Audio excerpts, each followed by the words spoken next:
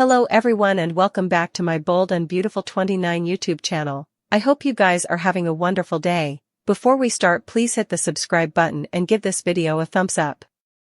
Hope may forgive Carter too late and give Daphne a chance to win the swain of her dreams. Hope will be floored over Carter not being in her corner presently. Carter wouldn't want to give up his susurrus job or his position at Forrester's legal counsel, so he wouldn't be leaving the company with Hope. Since Hope allowed they had a solid cooperation, she'll feel like Carter's bailing on her when she needs him most. Hope will be outraged over Carter letting the Forresters recapture control and also siding with them on top of that. Of course, Carter will contend Hope's got the wrong idea. Although Carter wouldn't want to upend his relationship with the Forrester family each over again, he'll assure Hope that he still loves her. Hope wouldn't be so sure about that grounded on Carter's conduct recently, but he'll prompt her to see that there's a way forward together. Carter may act like this is their chance to explore commodity more particular rather of having their love so tied to business. Still, Hope could fluently leave Carter or at least contend she needs time to suppose. Carter and Hope might officially resolve, or they might go on a break while Hope tries to figure out if she can get past his treason.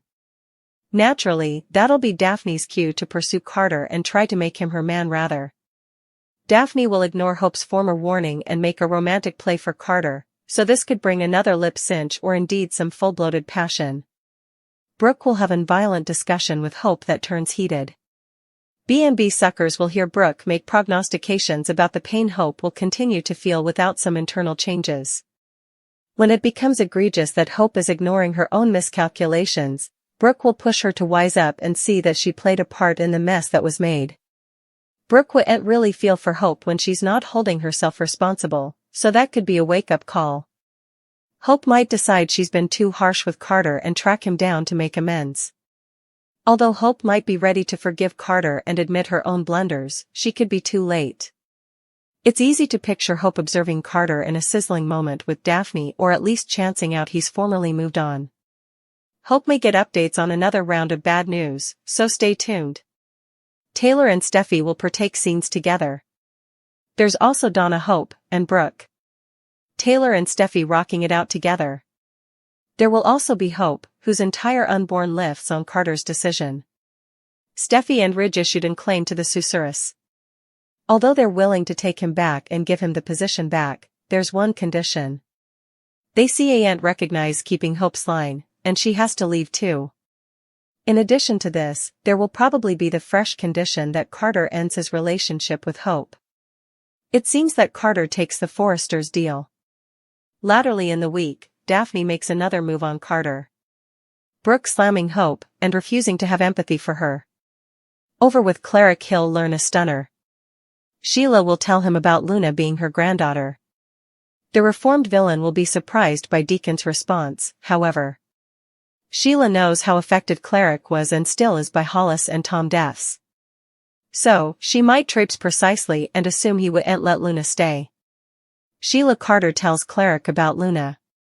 Still, Cleric could surprise Sheila by agreeing to let Luna have the apartment at Il Giardino.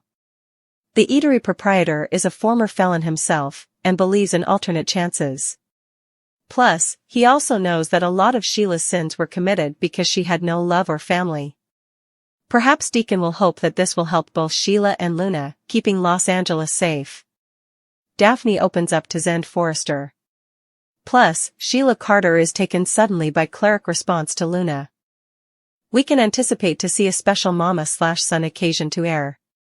It was written and directed by Heather.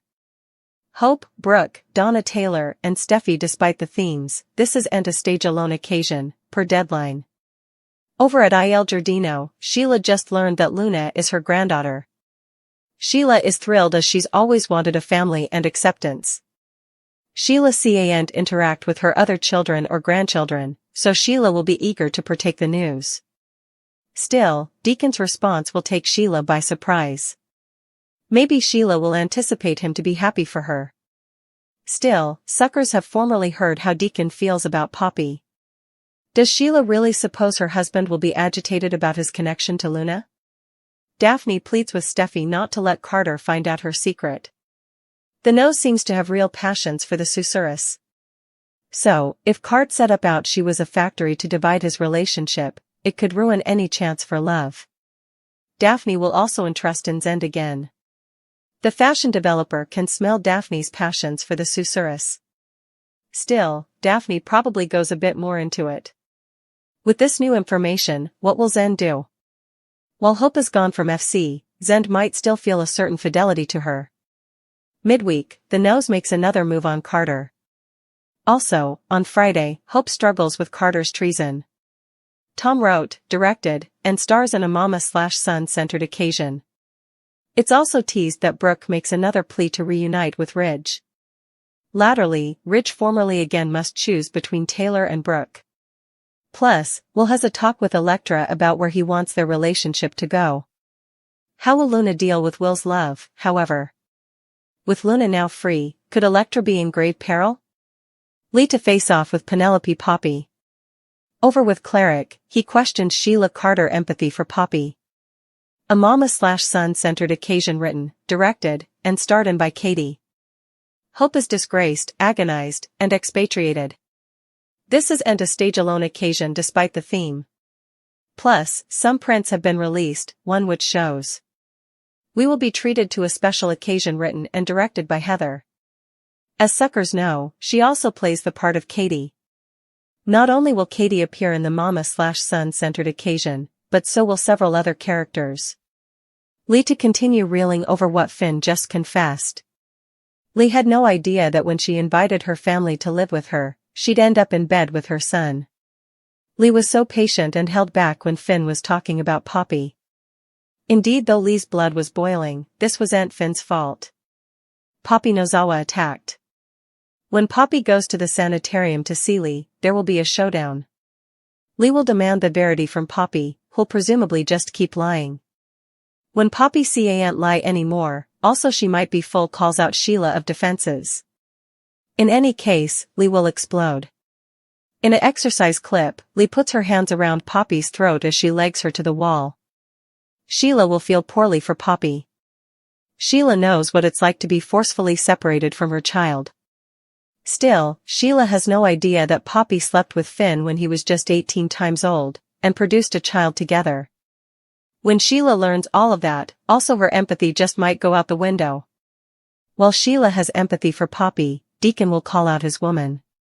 Cleric will question what the heck Sheila is allowing having any kind of empathy for Poppy. Cleric might reason that Poppy raised Luna to be who she is. At the same time, Deacon's son isn't exactly on astral jest either. Finn to make a tough decision. As Luna cried and prayed not to shoot her back to captivity, everyone turned to look at Finn. Indeed, though Finn knows he could lose everyone and everything, he just wouldn't be suitable to tell his son no. So, that should be intriguing to see where Luna and Finn's dynamic goes from then and how Steffi tries to negotiate her new charge.